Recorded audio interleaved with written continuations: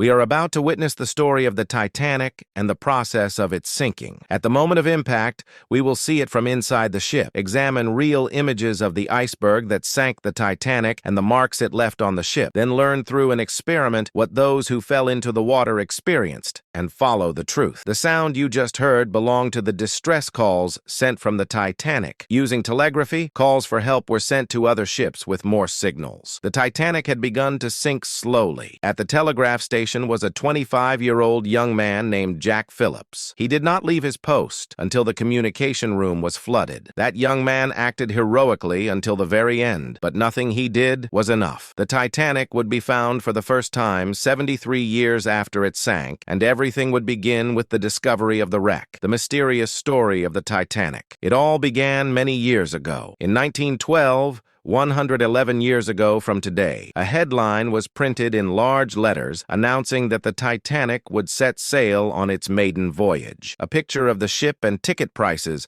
were also featured in the newspapers. The story of the Titanic was actually based on a challenge. Transatlantic passenger trade was highly profitable and innovative, with shipping lines competing to transport wealthy travelers and immigrants. Two companies in particular were in competition. The White Star Line Company planned to build two ships and break records while crossing the Atlantic Ocean. They wanted to respond, but instead of building faster ships, they chose another path. In 1908, the company assembled an army of workers, mostly Irish, with the idea of building a revolutionary passenger ship. They wanted to build the largest, most luxurious, and most comfortable ships ever designed. "We may not be fast, but who wants to travel across an ocean while vomiting?" they said. That was their motto. Their goal was to dominate the Europe-America crossing within 5 years. Eventually, the massive RMS Olympic was launched. It was the largest ship the world had ever seen at the time, weighing 45,000 tons and capable of carrying thousands of people. Shortly after, the company would launch another ship that would draw even more attention, RMS Titanic. About 200,000 people gathered to witness the launch of the Titanic,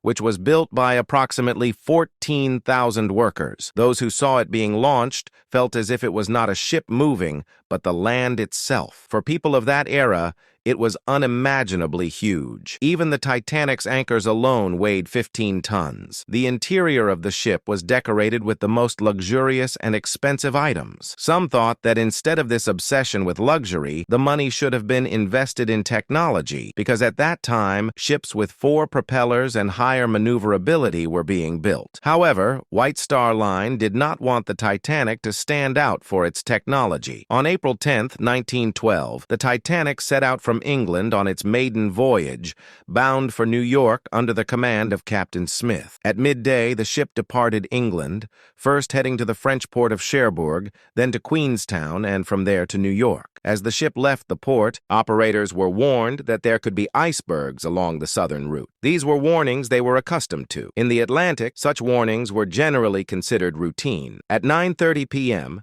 a ship named Mesaba, sailing ahead of the Titanic, reported seeing large icebergs along its route. However, although this warning was received by Phillips and Harold in the communication room, it was not delivered to the captain because they were busy sending messages from first-class passengers to their contacts waiting in New York using the telegraph, the fastest means of communication and socializing of the time. The air suddenly grew much colder, as if the cold breath of death was somewhere nearby. The sea was as calm as glass. The Titanic had lookout posts known as crow's nests, where 2 lookouts rotated every 2 hours. It was nearing midnight, and the ship was sailing south of the Grand Banks. At one point, a lookout saw something ahead of the ship that could not be clearly identified due to the darkness, but it was an iceberg. Frederick rang the ship's bell 3 times and called the bridge. First Officer Murdoch ordered "hard a starboard," a command used to turn the ship sharply. Although the ship's speed was only about 40 kilometers per hour, it was impossible to stop such a massive object. Just 37 seconds later, at 11:40 p.m.,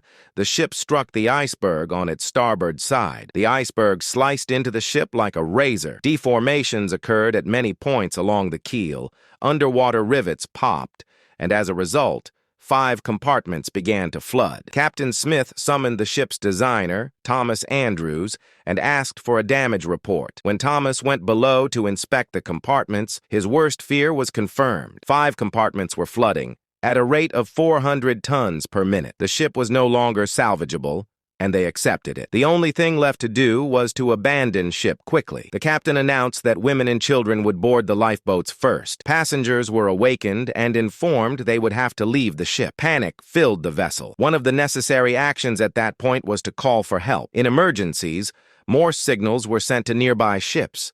The operators in the communication room had been focused on sending paid messages for wealthy first-class passengers and showing them incoming messages, since they were paid for this service and did not want to deal with routine warnings. During the voyage, various messages and warnings had arrived from other ships. For example, the Californian, located farther north, had been unable to proceed due to heavy ice and decided to stop for the night. Before going to bed, the Californian's operator Evans warned the Titanic that they could not advance because of icebergs and advised caution. Phillips, overwhelmed by incoming messages, replied angrily, telling the Californian to keep quiet because he was busy. Shortly afterward, Captain Smith personally came to the room and ordered them to send distress calls immediately. The operators could reach any ship within a 400-mile range. The nearby Californian, only 32 kilometers away, did not respond. Soon after, the first response came from a ship that was too far away and advised contacting others. Eventually, the Carpathia responded. The Carpathia became the only hope for the passengers and set course for the Titanic. According to calculations, it would take 4 hours to arrive, but the Titanic only had 2 hours left. They realized that no help would arrive in time. The bow was completely submerged, and the stern began to rise into the air. After midnight at 1:15 a.m., a Californian officer reported to Captain Lord that a rocket had been fired from the Titanic. Captain Lord wondered whether these rockets were distress signals. At that time, such flares were also used for identification, and due to deficiencies in maritime regulations, Captain Lord was confused about whether they signaled an emergency. He ordered his crew to continue observing and to send Morse signals to other ships, then returned to his cabin. At 1:50 a.m., 3 more flares were fired from the Titanic, and the Californian noted that the ship appeared strange in the water. This was the moment when the stern was lifted at a 45-degree angle. At 2:15 a.m., Captain Lord was informed that the ship was no longer visible. At 5:30 a.m., the Californian's operator attempted to contact Phillips, unaware that Phillips was now at the bottom of the Atlantic Ocean. Throughout the night, the Californian, only 32 kilometers away, failed to help the freezing people crying for help in the water due to the negligence of a captain and his officers. The Titanic struck the iceberg late at night and was completely submerged by 2:20 a.m. Early in the morning, ships arriving at the area found that some of the lucky survivors had been rescued. In footage taken from one of the rescue ships, the iceberg that sank the Titanic and the marks of the collision could be seen. The fractures on the iceberg clearly showed the path of the ship. This was the Carpathia. If the captain had taken the warning signals seriously and come, perhaps hundreds more lives could have been saved. After the ship sank, some people were still alive on the surface, and those left behind would experience the greatest suffering. Dr. Mike, an expert in extreme survival conditions, conducted an experiment to show what killed those who survived in the water